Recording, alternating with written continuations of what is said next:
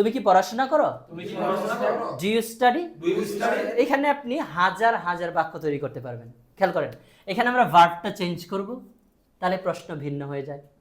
আমি যদি বলি তুমি কি চিন্তা করো, তাহলে কি বলবে? বলেন, ডু ইউ থিংক? তুমি কি চিন্তা করো? Do you think? তুমি কি চিন্তা করো? Do you think? তুমি কি আমাকে পছন্দ করো? তুমি কি আমাকে পছন্দ করো? তুমি কি তোমার দেশকে পছন্দ করো? ডু ইউ লাইক তোমার দেশ, তোমার দেশ, আমার দেশ, আমার দেশ, আমাদের দেশ, আমাদের দেশ, এভাবে চেঞ্জ করে করে বলবো। ক্লিয়ার বিষয়টা? আচ্ছা, এবার আসি, দেখেন এখন এই প্রশ্নটাকে আমরা আবার WH প্রশ্ন করতে পারি খুব সহজ টেকনিকে। শুধু এখানে আপনি WH শব্দগুলো বসাই দিবেন। এখন আমি যেভাবে দেখাচ্ছি, ঠিক আছে?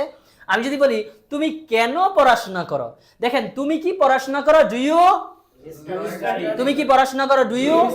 এখন বলবো তুমি কেন পড়াশোনা করো, তাহলে কি বসাই দিব? তাহলে দেখেন ওয়াই মানে কি? কেন। তাহলে কেন শব্দটা যোগ করে দিলাম এখানে। তাহলে কেন তুমি পড়াশোনা করো কি হবে? আমরা ইয়েস নো প্রশ্ন থেকে কিন্তু WH প্রশ্ন করতে পারি, খুব সহজ। তুমি কি পড়াশোনা করো? আর কেন তুমি পড়াশোনা করো? কোনো কিছু চেঞ্জ করেছি? শুধু কি বসাই দিয়েছি? যদি বলি কোথায় তুমি পড়াশোনা করো, তাহলে কোথায় ইংলিশ কি? হোয়ার। তাহলে ওয়্যার, হোয়ার না, বলেন ওয়্যার, বলেন ওয়্যার, ওয়্যার। আবার দেখাচ্ছি, তুমি কি পড়াশোনা করো? এখন বলবেন কোথায় তুমি পড়াশোনা করো? কঠিন হইলো? হ্যাঁ, কিভাবে তুমি পড়াশোনা করো?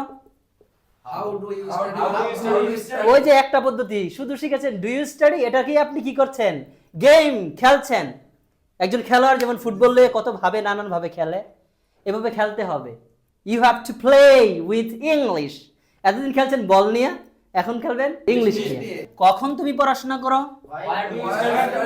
কখন তুমি পড়াশোনা করো? আবার বলেন, আবার। তাহলে দেখেন খুব কঠিন লাগলো ভাই।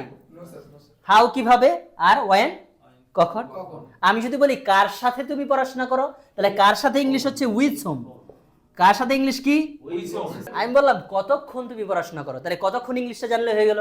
কতক্ষণ ইংলিশ হচ্ছে হাউ লং। কতক্ষণ ইংলিশ কি? আবার বলেন, হাউ লং মানে কি? হাউ লং মানে কতক্ষণ ইংলিশ কি? হাউ লং মানে কতক্ষণ ইংলিশ কি?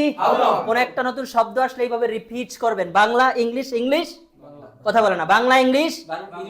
আবার ফাইনাল বলে দিচ্ছি, তুমি কি পড়াশোনা করো? তুমি কি পড়াশোনা করো? কেন তুমি পড়াশোনা করো? কোথায় তুমি পড়াশোনা করো? কিভাবে তুমি পড়াশোনা করো? কখন তুমি পড়াশোনা করো? কার সাথে তুমি পড়াশোনা করো? কতক্ষণ তুমি পড়াশোনা করো? হচ্ছে কঠিন লাগছে? একটা কি বাদছেন আপনি? বুঝেন না এমন হয়েছে? সো রাইট, এইভাবে করে নিজেকে গুছিয়ে নিতে হবে। ইংলিশ আসলেই কি কঠিন?